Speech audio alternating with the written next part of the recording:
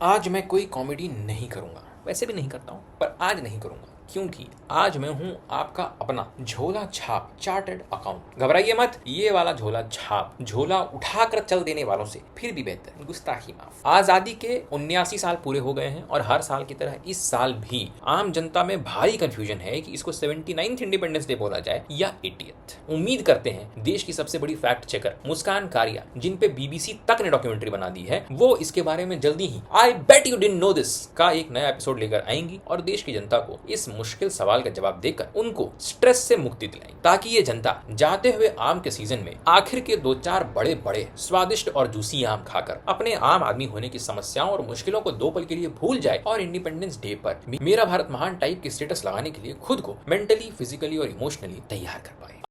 भाई साहब कुछ ज्यादा नहीं हो गया ये? अब क्योंकि आजादी के 79 साल पूरे हो गए हैं, तो मैंने सोचा देश में बाकी सबका तो हिसाब किताब होता रहता है, इस बात का भी कर लिया जाए कि हमने क्या खोया, क्या पाया, क्या लूटा, क्या लुटाया, क्या कमाया, क्या चुराया, क्या बचाया, क्या बनाया और क्या गंवाया। ऐसे जनरल नॉलेज के लिए एक एनुअल बैलेंस शीट, एसेट्स एक तरफ, लायबिलिटीज दूसरी तरफ। चलिए शुरू करते हैं ये तमाशा, ये नंगा नाच, ये हिसाब किताब, ताकि आप इसके बाद कह सकें होगा आम आदमी को। लायबिलिटी नंबर 1, मेरे चाचा ने पूछा बेटा ये फायदा हमें कब मिलेगा? मैंने बोला चाचा ये मैक्रो लेवल है। तो उन्होंने बोला तो मेरा बिल माइक्रो लेवल पे सेम क्यों बढ़ गए बेटे? अब मेरे चाचा जैसे भक्तों को कौन समझाए कि ये वो भगवान नहीं है जिनसे प्रार्थना करने पर वो देर सवेर सच में सुन लेते हैं। ये भगवान का रूप धरकर हर दूसरे दिन एक नई फ्लाइट लिए देश विदेश घूमने वाला कोई खुद को भगवान समझने वाला ही महापुरुष, जिसके भक्तों ने श्री राम के चढ़ावे के चंदे तक को भी नहीं छोड़ा, तो वो आम आदमी के GST को कैसे छोड़ देगा? Such naive people these भक्ts are. Come on, dude. खैर मेरे चाचा ठहरे सच्चे भक्त। उनके पास ना तो इतनी बुद्धि है कि वो सिस्टम से सवाल पूछ सकें और ना ही इतनी सहन शक्ति कि वो चुप बैठ जाएं। वो बस उसी भीड़ का हिस्सा हैं जहां देश की सबसे बड़ी जनता, वही आम आदमी, बिना सोचे समझे बस ताली बजा रही है। एसेट, सरकार ने बोला अगले 2 साल में 3.5 करोड़ नौकरियां देंगे। नए एम्प्लॉइज को 15,000 रुपए का सपोर्ट भी मिलेगा। वाह क्या एक्टिंग कर रहा है। लायबिलिटी, मेरा कजन, वही चाचा का बेटा, अभी भी प्रोसेस में है। वो पिछले 3 साल से प्रोसेस में ही है। वो अब प्रोसेस का परमानेंट एम्प्लॉय बन गया है। सुनने में आ रहा है कि अब उसका PF भी कटेगा, जो पॉकेट मनी चाचा उसको देते हैं उसी में से। वैसे हमारी सरकारी भर्ती का स्पीड रन तो देखो, नोटिफिकेशन 5G की रफ्तार से आता है। चल झूठा।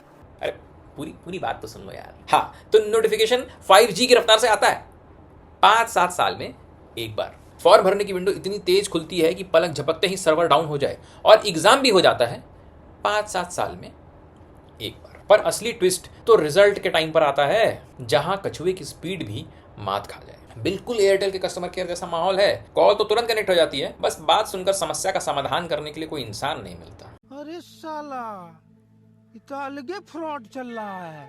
Asset, manufacturing sector, service sector दोनों ग्रो कर रहे हैं, ऐसा ऑफिशियल डेटा बोलता है। मजाक है क्या? लायबिलिटी, रियल डेटा ये बोलता है कि पिछले 7 सालों में मैन्युफैक्चरिंग में काम करने वालों का हिस्सा कम हुआ है और खेती में काम करने वालों का हिस्सा बढ़ गया है। मतलब इंजीनियर बन के भी लोग वापस खेत में जा रहे हैं। हम शायद दुनिया का पहला देश हैं जहां डिग्री लेने के बाद लोग रिवर्स माइग्रेशन करते हैं, शहर से गाँव में, AC ऑफिस से धूप में। और जो नौकरी में हैं उनमें से 40% के पास लिखा हुआ कॉन्ट्रैक्ट तक नहीं है, मतलब अपॉइंटमेंट लेटर नहीं है। सिर्फ एक व्हाट्सएप मैसेज है जिसमें लिखा है मंडे से आ जाओ। जी लाला जी जरूर आ जाएंगे। आप हमको नौकरी दे रहे हैं, हम इसके लिए आपके सामने झुककर अपनी पतलून भी नीचे कर लेंगे। आप हमको PF मत दीजिए, आप हमको ग्रेच्युटी मत दीजिए, आप हमसे 8 के नाम पे 18 घंटे काम करवाइए, आप जो मन में आए कर लीजिए, क्योंकि ये नियम कानून तो सब के सब आपके पे है ना। जी लाला जी हम आ जाएंगे। मेरी फैमिली ग्रुप में एक अंकल है, वही चाचा जिनकी बात चल रही। वो 3 साल से यही फॉरवर्ड भेज रहे हैं, India will soon become the 4th largest economy in the world. भाई ये फॉरवर्ड इतना पुराना हो गया है कि इसको खुद पेंशन मिलनी चाहिए, वो भी ग्रेच्युटी के साथ। हर महीने वो ये मैसेज भेजते हैं जैसे कि ब्रेकिंग न्यूज हो। मेरा तो मन करता है कि मैं रिप्लाई कर दूं, तोबा तोबा तोबा, थारा मूड खराब कर दिया। पर मैं रिप्लाई नहीं करता, मैं सिर्फ गुड मॉर्निंग भेजता हूँ, क्योंकि अगर मैं सच बोल दूंगा तो दिवाली पे खामखा एक इनविटेशन कट हो जाएगी। तो ये फॉरवर्ड चलते रहेंगे, मैं गुड मॉर्निंग भेजता रहूंगा, ये साइकिल विकसित भारत से पहले खत्म नहीं हो। हाँ, अगर भारत की स्वायत्तता, संप्रभुता और संवैधानिक ढांचा उसके पहले चरमराने लगे तो उसकी कोई गारंटी मेरी तरफ से नहीं है। एसेट अनएम्प्लॉयमेंट रेट घट गया है। सरकारी नंबर फरवरी में 4.9%, यानी कि ऑफिशियली कम लोग बेकार हैं।